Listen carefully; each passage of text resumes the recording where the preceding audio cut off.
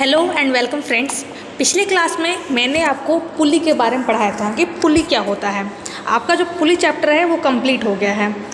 आज पढ़ने वाले हैं गियर के बारे में कि गियर क्या होता है, इसके कौन कौन से टर्मिनोलॉजी होते हैं, ये कितने टाइप्स के होते हैं, सब के बारे में चर्चा करेंगे। ठीक है फ्रेंड्स, तो स्टार्ट करते हैं अपनी आज की क्लास। बात करते हैं गियर के इंट्रो के बारे में। देखिए, आपको मैंने पढ़ाया था पुली। पुली क्या था? जब भी हमें पावर को ट्रांसमिट करना होता है तो हम लोग पुली का उपयोग करते हैं और दो पुली को आपस में बेल्ट के द्वारा जोड़ देते हैं, यही कहा था। लेकिन क्या होता है, पुली के ऊपर से बेल्ट के स्लिप होने की संभावना होती है। अगर चलती मशीन में पुली के ऊपर से बेल्ट स्लिप हो जाएगा तो क्या होगा, दुर्घटना की संभावना होती है, दुर्घटना घटित हो सकती है। इसीलिए गियर को बनाया गया है। किसको बनाया गया? गियर को। ध्यान दीजिएगा, पुली जो आपकी होती है वो लॉन्ग डिस्टेंस के लिए होती है, यानी कि अगर अधिक दूरी हो, लंबी दूरी हो और वहाँ पर मुझे पावर को ट्रांसमिट करना हो तो हम लोग पुली का उपयोग करते हैं। लेकिन अगर कम दूरी हो और वहाँ पावर को ट्रांसमिट करना हो तो हम लोग गियर का उपयोग करते हैं।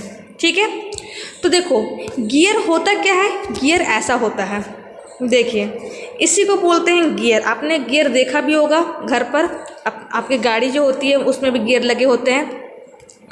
तो गियर क्या करता है, पावर को ट्रांसमिट करता है। पावर को ट्रांसमिट करता है, यानी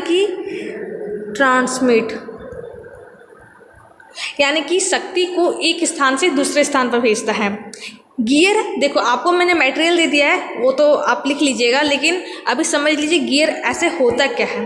देखो जो गियर होते हैं ना, एक हमारा दांतेदार पहिया होता है। क्या होता है? दांतेदार पहिया, यानी कि हमारी पहिया होती है जिसमें टीथ कटी होती है। ये देख रहे हो, ये इसे बोलते हैं टीथ। क्या बोलते हैं?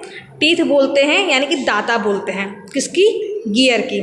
ठीक है, तो गियर क्या होता है? हमारा दांतेदार पहिया होता है जिसके द्वारा हम पावर को ट्रांसमिट करते हैं। कोई प्रॉब्लम नहीं है। अब ध्यान दीजिएगा, जब भी हम लोग गियर का उपयोग करते हैं पावर को ट्रांसमिट करने के लिए तो हम लोग दो गियर लेते हैं, एक गियर और दूसरा गियर। लेकिन दोनों गियर का जो आकार है वो सेम होना चाहिए। कैसा होना चाहिए? सेम। अगर मान लो कि ये मेरा एक्स गियर है तो ये मेरा एक्स गियर ही होना चाहिए। अगर मेरा ये वाई गियर है तो ये मेरा वाई गियर ही होना चाहिए। ठीक है, यानी कि दो गियर होते हैं, उनका आकार, उनका शेप सेम होना चाहिए। ठीक है फ्रेंड्स, जब हम लोग गियर को बनाते हैं तो किसके द्वारा बनाते हैं? गियर को हम लोग कास्टिंग, फोर्जिंग, एक्सट्रूजन, ठीक है, एक्सट्रूजन लिख लेना, मैं बोल रही हूँ वो लिख लेना। तो गियर को क्या है, कास्टिंग से, फोर्जिंग से, एक्सट्रूजन से, गियर होबिंग, ये सब क्या होते हैं? प्रोसेस होते हैं जिसके द्वारा गियर को बनाया जाता है। ठीक है, यानी कि हम गियर को कास्टिंग प्रोसेस से भी बना सकते हैं, फोर्जिंग प्रोसेस से भी बना सकते हैं, एक्सट्रूजन प्रक्रिया जो होती है उसके द्वारा भी बना सकते हैं, और गियर होबिंग भी एक प्रोसेस होती है, उसके द्वारा भी गियर को बनाया जा सकता है। ठीक है फ्रेंड, तो ये होता है गियर।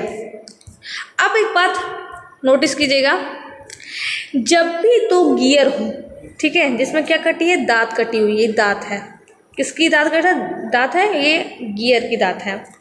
तो क्या होता है ना, अगर ये गियर हमारा क्लॉकवाइज चलता है, देखिए क्लॉकवाइज का मतलब क्या है? घड़ी की दिशा में, और एंटी क्लॉकवाइज का मतलब क्या है? घड़ी की विपरीत दिशा में। अगर ये गियर मेरा क्लॉकवाइज चलता है तो ये गियर मेरा क्या चलेगा? एंटी क्लॉकवाइज चलेगा।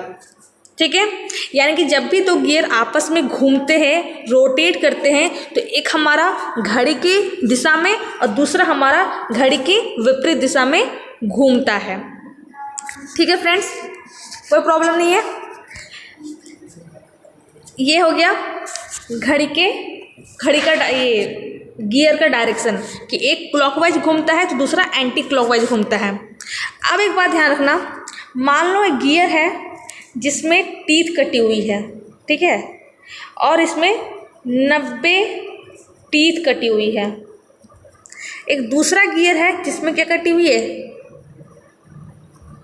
30 टीथ कटी हुई है। मान लो टीथ लिखा है मैंने, ठीक है, टीथ कटी हुई है। तो ध्यान देना, जब भी बड़ा गियर छोटे गियर को घुमाए, क्या है, ये बड़ा है और ये छोटा है। अगर जब भी बड़ा गियर छोटे गियर को घुमाए तो क्या होता है, स्पीड को बढ़ाया जा सकता है। क्यों? क्योंकि इसमें 90 दांत कटी हुई है, इसमें कटी हुई 30 दाता कटी हुई है, ठीक है। यानी कि अगर ये हमारा एक बार घूमेगा तो ये मेरा 3 बार घूमेगा। समझ रहे बात को? 2 गियर है जिसमें एक गियर में 90 दाता है और दूसरे गियर में 30 दाता है, ठीक है। दोनों गियर आपस में घूम रहे हैं, लेकिन ध्यान देना ये मेरा 90 टीथ वाला गियर है, यानी कि ये मेरा क्या होगा, बड़ा गियर होगा, और ये मेरा 30 टीथ वाला गियर है तो ये मेरा छोटा होगा। तो जब भी, तो ये मेरा क्या है, ड्राइवर है। आपको मैंने बोला था कि जब भी मोटर जिस पुल्ली को पावर देती है उसे ड्राइवर बोलते हैं, और पुल्ली जिस दूसरी पुल्ली को पावर देता है उसे ड्रीवन कहते हैं। तो जब भी बड़ा गियर, यानी कि ये गियर इस गियर को घुमाएगा तो क्या होगा, स्पीड को हम लोग बढ़ा सकते हैं।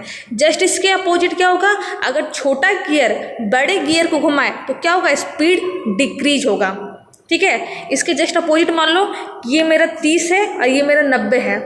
अब क्या ये गियर इसे घुमा रही है, तो क्या होगा कि हम लोग स्पीड को डिक्रीज कर सकते हैं, यानी कि ये मेरा एक बार घूमेगा तो ये मेरा 3 बार घूमेगा।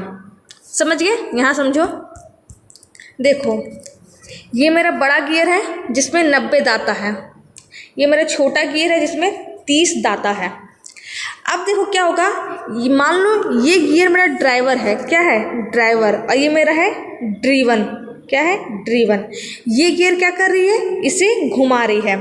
तो क्या होगा, मैंने कहा था कि अगर बड़ा गियर छोटे गियर को घुमाए तो स्पीड को हम लोग बढ़ा सकते हैं। क्यों बढ़ा सकते हैं? क्योंकि अगर ये एक बार रोटेट करेगी तो ये मेरा 3 बार रोटेट करेगा, समझना। लेकिन अगर छोटा गियर बड़े गियर को घुमाए तो स्पीड क्या होगा, डिक्रीज होगा। क्यों होगा?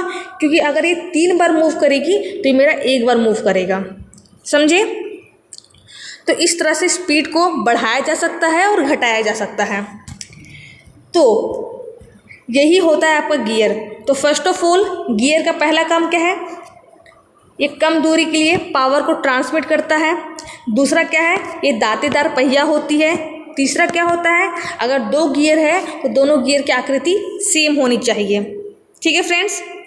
फिर चौथा क्या है, इसे कास्टिंग से, फोर्जिंग से, एक्सट्रूजन से, गियर होबिंग प्रोसेस से बनाया जा सकता है। पांचवा पॉइंट क्या बनेगा, अगर बड़ा गियर छोटे गियर को घुमाए तो स्पीड को बढ़ा सकते हैं, अगर छोटा गियर बड़े गियर को घुमाए तो स्पीड को घटा सकते हैं। अगर एक गियर मेरा क्लॉकवाइज घूम रहा है तो दूसरा गियर मेरा एंटी क्लॉकवाइज मूव करेगा, ठीक है फ्रेंड्स। तो ये गियर का इंट्रो होता है, यानी कि गियर क्या होता है ये मैंने आपको बता दिया। अगर आप लिखना चाहते हो तो जो मैंने कहा है वो भी नोट कर लीजिएगा, प्लस मैंने आपको मटेरियल दे दिया है, आप यहाँ से भी गियर के बारे में लिख सकते हैं। लेकिन हाँ, इसमें कुछ पॉइंट लिखे हुए नहीं हैं, ठीक है, लेकिन वो पॉइंट मैंने आपको बता दिया है, जैसे क्लॉकवाइज, एंटी क्लॉकवाइज, वो भी आप लिख लेना। तो ये गियर का इंट्रो है, ठीक है फ्रेंड। अब बात करते हैं गियर का यूज, कि गियर का यूज क्या है। तो सिंपल सी बात है, अगर कम दूरी में क्या है, कम दूरी में अगर पावर को ट्रांसफ़र करना हो, क्या करना हो, ट्रांसफ़र करना हो, तो हम लोग गियर का इस्तेमाल करते हैं, कोई दिक्कत नहीं है। अब बात करते हैं, देखो ये पर गियर है, देखो आज इतना ही रखो, गियर का इंट्रो ही रखो। अगले क्लास में गियर के टर्मिनोलॉजी के बारे में पढ़ेंगे, ये भी आपको पढ़ना है कि गियर के टर्मिनोलॉजी क्या होते हैं, यानी कि गियर की शब्दावली क्या होती है। इसका मतलब क्या है कि देखो गियर की शब्दावली, इसका मतलब क्या है, जब भी हम लोग, ये क्या है आपका गियर है और ये गियर की टीथ है, उसकी दाता है। ध्यान देना, जब भी हम लोग गियर को डिजाइन करते हैं यानी गियर को तैयार करते हैं तो गियर की टर्मिनोलॉजी होती है, ठीक है, उसे भी हमें जानना है और समझना है। तो आज की क्लास में इतना ही रखते हैं, गियर का इंट्रो ही रखते हैं। अगले क्लास में गियर के टर्मिनोलॉजी के बारे में पढ़ेंगे कि इसकी टर्मिनोलॉजी क्या है, यानी कौन कौन सी शब्दावली होती है। तो फ्रेंड, आज मैंने आपको बताया गियर का इंट्रो। अगर कहीं भी दिक्कत आई हो गियर को समझने में तो आप मुझे कमेंट बॉक्स में कमेंट जरूर करें, ठीक है। गियर आपका बहुत ही इंपॉर्टेंट चैप्टर है और बहुत ही ज़रूरी चैप्टर है, इसलिए इसे पढ़ लीजिएगा। कहीं दिक्कत हो तो कमेंट कीजिएगा। अगर आज का वीडियो अच्छा लगा हो तो वीडियो को लाइक करना, अगर नए हो तो चैनल को सब्सक्राइब करना। Thank you.